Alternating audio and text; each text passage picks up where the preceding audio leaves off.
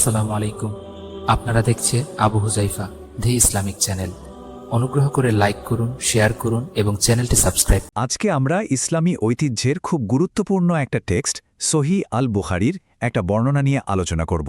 এই বর্ণনাটা মুনাফিকি বা কপটতার মতো একটা জটিল বিষয়কে বুঝতে আমাদের সাহায্য করে। চলুন এই গভীর বিষয়টা একটু সহজ করে জানার চেষ্টা করি। তো আলোচনা শুরু করার আগে আসুন একটা প্রশ্ন নিয়ে ভাবি, ঠিক কোন কোন বৈশিষ্ট্য থাকলে একজন মানুষকে কপট বলা যায়? এই যে প্রাচীন টেক্সটার কথা আমরা বলছি, সেটা কিন্তু আমাদের অবাক করার মতো বেশ নির্দিষ্ট একটা উত্তর দেয়। আমরা যে প্রশ্নটা দিয়ে শুরু করলাম তার উত্তর কিন্তু সরাসরি এই টেক্সটার মধ্যে আছে। আর এটা কোনো সাধারণ মতামত না, বরং এটা একটা ভবিষ্যৎবাণীমূলক সংজ্ঞা, যা কয়েকটা নির্দিষ্ট লক্ষণের ওপর ভিত্তি করে দেয়া হয়েছে। একবার ভাবুন তো, কতটা শক্তিশালী একটা কথা। এখানে বলা হচ্ছে 4টা নির্দিষ্ট বৈশিষ্ট্য যদি কোনো ব্যক্তির মধ্যে একসঙ্গে পাওয়া যায়, তাহলে এই টেক্সট অনুযায়ী তাকে খাকি মুনাফিক হিসেবে ধরা হবে। এটা কিন্তু বেশ গভীর একটা বিষয়। তাহলে প্রশ্ন হলো, সেই 4টা লক্ষণ ঠিক কি যা একজন মানুষকে কপট হিসেবে চিহ্নিত করে? চলুন এবার আমরা এক এক করে সেই 4টা নির্দিষ্ট লক্ষণের গভীরে যাই আর বিস্তারিতভাবে জেনে নিই। এই যে দেখুন, এখানে সেই 4টা মূল বৈশিষ্ট্য তুলে ধরা হয়েছে, যা নিয়ে আমরা এখন কথা বলবো। আমানত রাখলে তার খেয়ানত করা, কথা বললে মিথ্যা বলা, কোনো চুক্তি বা ওয়াদা করলে সেটা ভেঙে ফেলা, আর ঝগড়া বিবাদের সময় খারাপ ব্যবহার করা। চলুন প্রথমে আমানতের ব্যাপারটা দিয়ে শুরু করা যাক। প্রথম লক্ষণটা হল বিশ্বাস ভঙ্গ করা।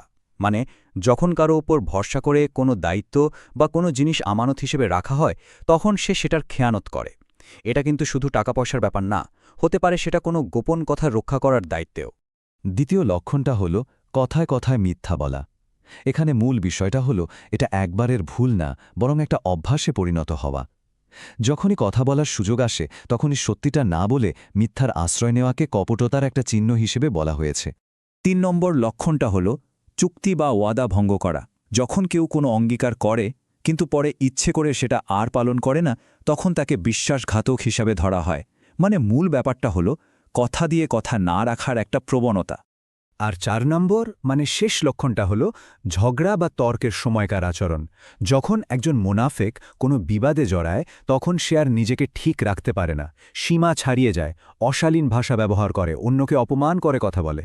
কিন্তু একটা প্রশ্ন থেকে যায়, তাই না? যদি কারোর মধ্যে এই 4টা বৈশিষ্ট্যের সবগুলো না থেকে ধরুন শুধু একটা থাকে, তাহলে কি হবে? এই টেক্সটটা কিন্তু এ ব্যাপারেও খুব গুরুত্বপূর্ণ একটা পার্থক্য তুলে ধরে, যা আমাদের ভাবা উচিত। দেখুন, বিষয়টা কত সুন্দরভাবে এখানে ব্যাখ্যা করা হয়েছে। যার মধ্যে 4টা বৈশিষ্ট্যই আছে, তাকে বলা হচ্ছে খাঁটি মুনাফিক। কিন্তু অন্যদিকে যার মধ্যে এই 4টার যে কোনো একটা আছে, তার মধ্যেও মুনাফিকের একটা স্বভাব আছে। তবে সাথে একটা শর্তও আছে, যতক্ষণ না সে তা পরিত্যাগ করে। এই অংশটা কিন্তু খুব গুরুত্বপূর্ণ। এর মানে হল, নিজেকে শুধরে নেওয়ার, বদলানোর একটা সুযোগ কিন্তু সবসময়ই খোলা থাকে। তাহলে এই প্রাচীন টেক্সটটা থেকে আমাদের জন্য মূল শিক্ষাটা কি? চলুন আমরা এতক্ষণ যা যা জানলাম তার একটা সারসংক্ষেপ দেখে নিই এবং এর আসল তাৎপর্যটা বোঝার চেষ্টা করি। তাহলে সংক্ষেপে বললে এই 4টি লক্ষণ হল বিশ্বাসভঙ্গ করা, কথায় মিথ্যা বলা, চুক্তি রক্ষা না করা আর ঝগড়ার সময় সীমা লঙ্ঘন করা। এই টেক্সট অনুযায়ী এগুলোই হল কপটতার মূল পরিচায়ক। সবশেষে একটা প্রশ্ন সবার ভাবনার জন্য রেখে যেতে চাই।